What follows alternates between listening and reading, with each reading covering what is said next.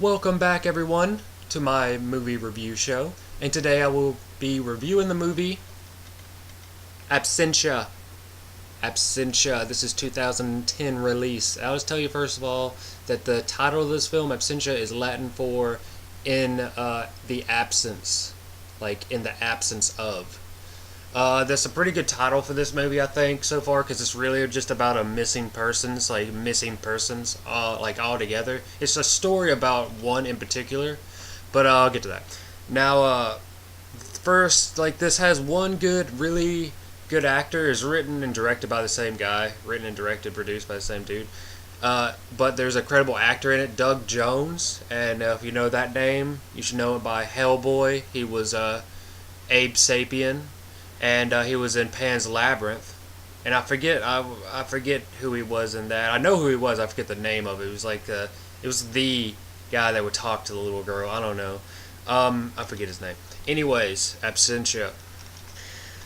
This it was like, again, based on missing, like, really surrounding, like, it involved missing persons. It involved folklore. Okay, like a troll under the bridge kind of folklore. Now check this out. It starts off with a pregnant lady that you come to get to know, but she's putting up missing signs of her missing husband that's been missing for like 7 years. So, okay, putting signs up, missing persons. Then her little sister comes back, which they haven't seen each other in like 5 years. She comes back and moves in to, like, just help her pack everything up because she wants to move. So we got that going on, and obviously the woman's older sister is pregnant, obviously not by her husband, since he's been missing for 7 years. And so her little sister comes and visits and decides to go and help her sister. So now they have a good dynamic. The sisters do. It's like they haven't been, just because they haven't seen each other in a while doesn't mean they don't know each other. So there's a really good dynamic. There's no fighting. It's like they're really friends. So there's a good dynamic within that. Now, let me see. It goes on, and you start to feel like she's seeing things. The older sister, that is, she's having to put in papers of absentia in the law, which means declaring her husband dead is absentia. Now, this messes with her mind a little bit, and she starts thinking she sees him everywhere, like really twisted. Weird looking face, creepy face. Now I have to give it to the director. A couple of these times were actually really good. Now the director actually did a good job with this film, keeping it kind of like the creepy parts were somewhat creepy. It wasn't really like over the top, like, oh my god, that was so creepy. No, but it was good. It was good. I'll give it to him. The director definitely, he definitely had a good feel for this film. Like, he definitely did a good job, I believe, with the way he shot his film and what he's shown you, the viewer, what he was showing you. He was telling you things without letting you know, and I think he was good on that. Now, there's little things you see throughout the film that you start to get to know, like the sister knows she's pregnant, but she's gonna give him a book like Billy Goes Gruff with the troll. You know that movie? You know that book? Everybody knows that book. Now, anyways, let's get through this. Now, first, after being moved in, the younger sister goes like on jogs, and she sees this tunnel, like a walkway tunnel that you see in most like big cities, and just a little runners go, or like under the streets and stuff. And well, she goes run it, and she meets this guy. She sees him, and like she doesn't want to bother him because he's asleep. But that's Doug Jones. That's Doug Jones. She tries to pass him up, but believes he's just like a homeless man, so she feels bad, comes back later to bring him food. Now that's letting you know something right there, okay? She's coming back to bring you food. That's going to be brought up. He's not there though. He's not there, so she just leaves the food there, and she's trying to be a good Christian. And now, again, the older sister is having a hard time with losing her husband. He's been missing. So she's seeing a psychiatrist, and she's meditating to help, like, with these visions she's seeing, and she thinks that's helping. But like, there's this dynamic between her and the detective, which you come to find later on that they were actually dating, and he's probably more likely the father of the child. And well, he comes around, the detective, and he comes around. Now, let me see. When the younger sister leaves this food, she all of a sudden starts to get jewelry at her house, at the like sister's house, and then like inside of the house. This freaks the younger sister out, Callie. Let's see if I try to remember her name. Callie, the younger sister, freaks her out, so she goes to the cops, which is the boyfriend of the whatever, the older sister. He kind of lets that out of the bag that they kind of see each other. So, but they decide, things are just going the way they are. They decide to try to go on a first date since the sister found out anyway. So the very first date, they walk outside the door, and who do they see? The husband, like all messed up, bloody, clothes he was wearing the same day he was missing. Yeah.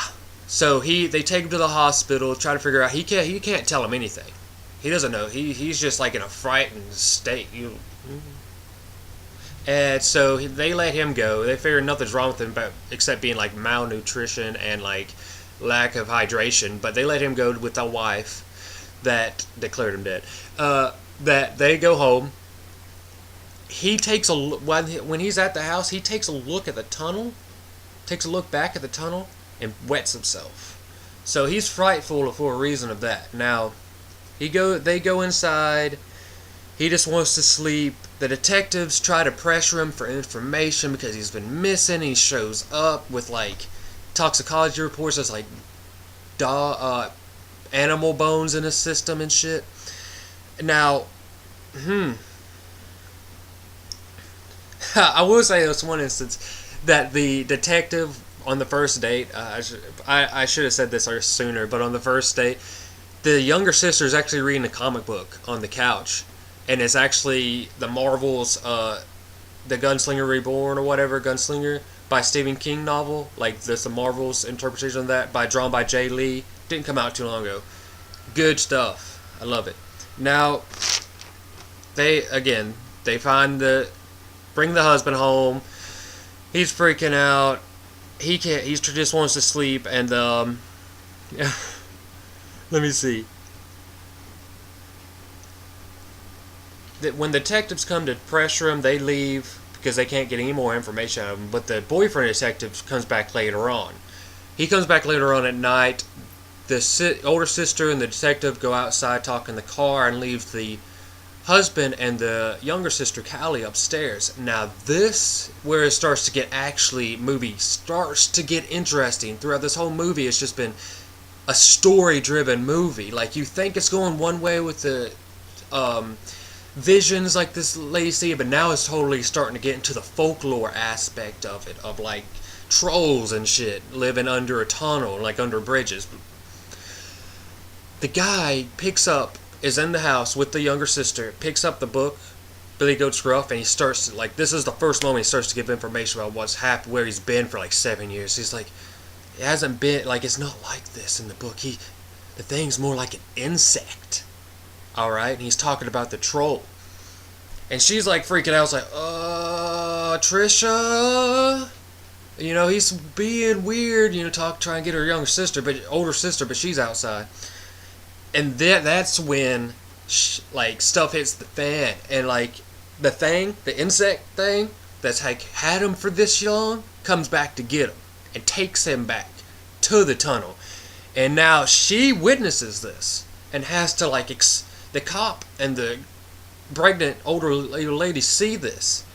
The front door open, freaks the cop out. They go walk in, like, he's about to walk inside and sees the younger sister running from the tunnel.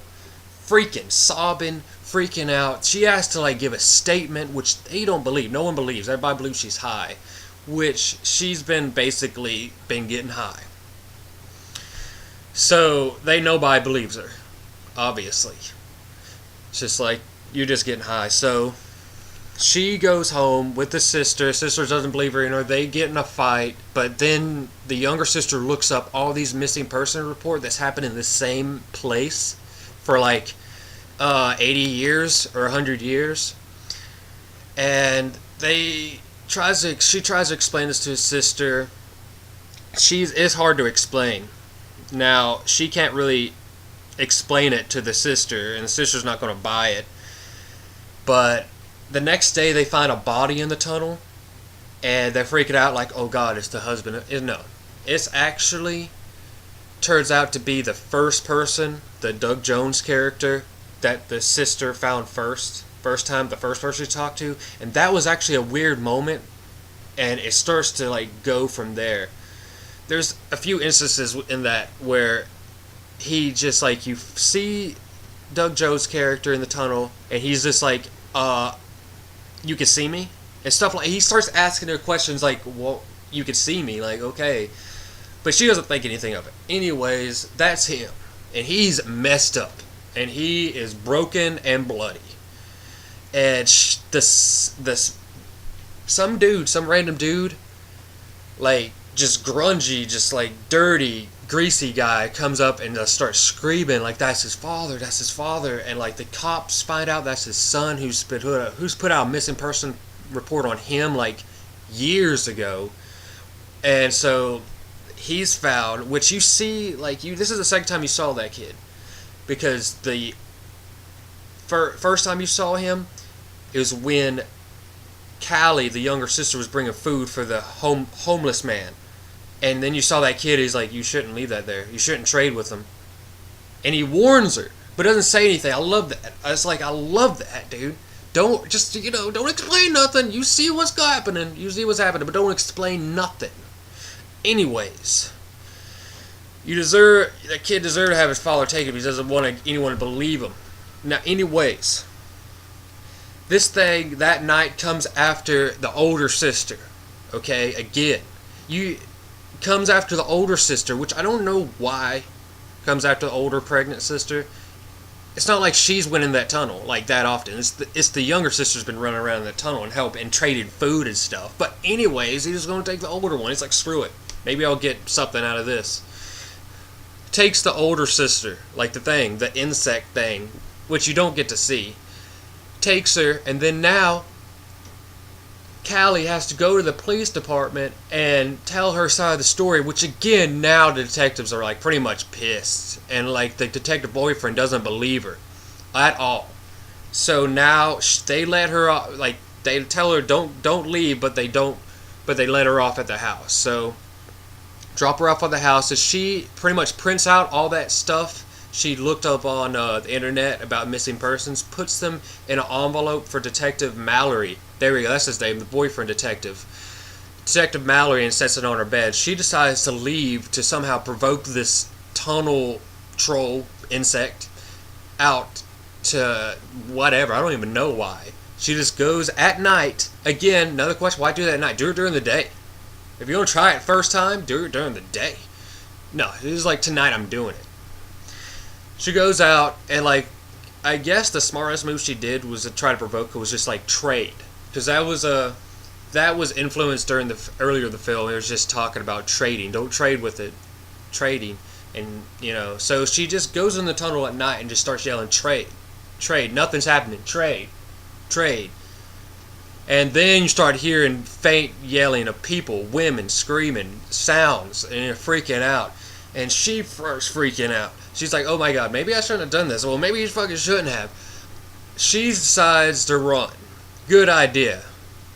Running. Didn't help you. You got grabbed, bitch. And got taken away.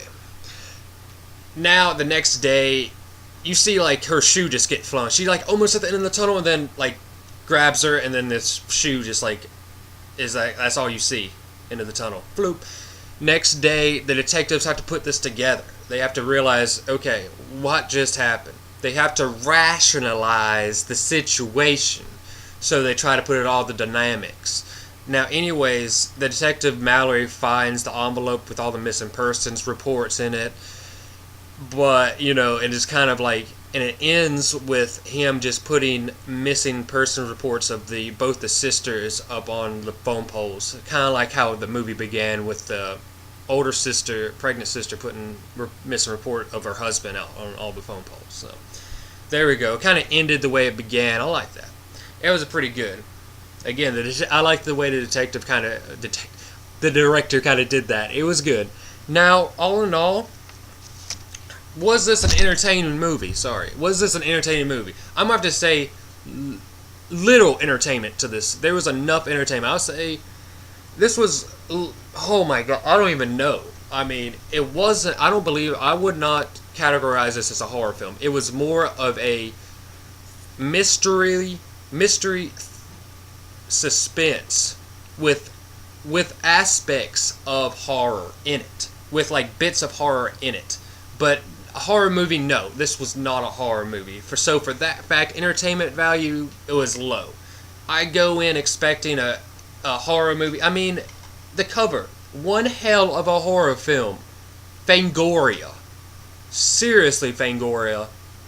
That just, there's a lot of people that believe in what you say, Fangoria, and putting this out, saying that for this, you want to push it. It was a good movie. It won a lot of awards, so I don't want to take anything away from it. It won a lot of awards for good reason. Like I said, it was really well directed.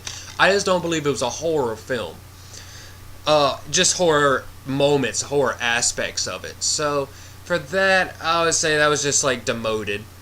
Anyways, it was a good film. Rent it if you're really bored.